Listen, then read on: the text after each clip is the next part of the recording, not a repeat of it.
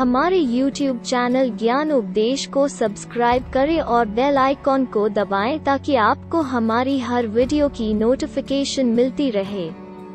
रावण शक्तिशाली राक्षस। अयोध्या के लोग श्री राम के शासनकाल के दौरान शांति से रहते थे।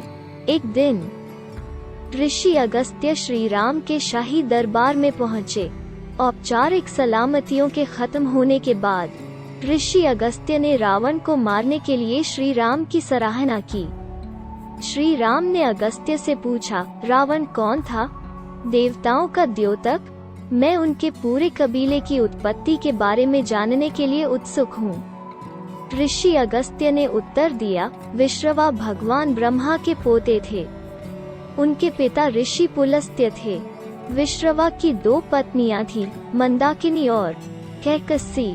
मंदाकिनी के पुत्र कुबेर थे, जबकि कैकसी रावण, कुंभकर्ण और विभीषण की माता थी।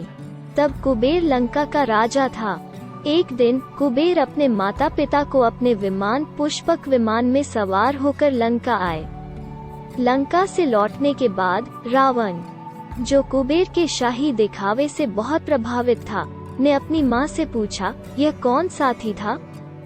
उसने ऐसा अद्भुत विमान कहाँ से प्राप्त किया? कैकसी ने रावण को बताया कि अतिथि कोई और नहीं बल्कि उसका सौतेला भाई कुबेर था। उसने कहा, कुबेर तुम्हारी सौतेली माँ मंदाकिनी का बेटा है। कुबेर ने अपने आचरण से अपनी माँ को गौरवान्वित किया है, लेकिन मैं तुम्हारे शर्मिंदा होने के कारण शर्मिंदा हूँ। तुम कुबेर से बेहतर नहीं हो रावण।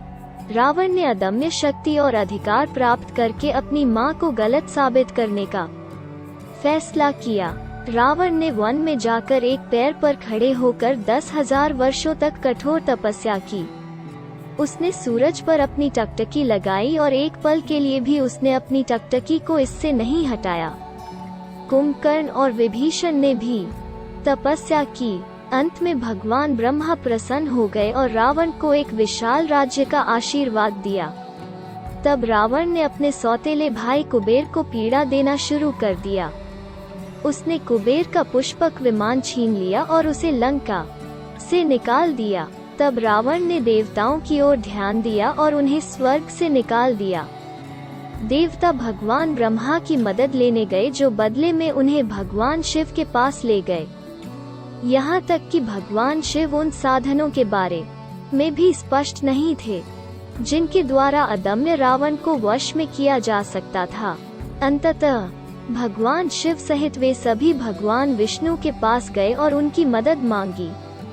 भगवान विष्णु ने कहा, मैं अयोध्या नामक स्थान पर राम के रूप में अवतार लूंगा।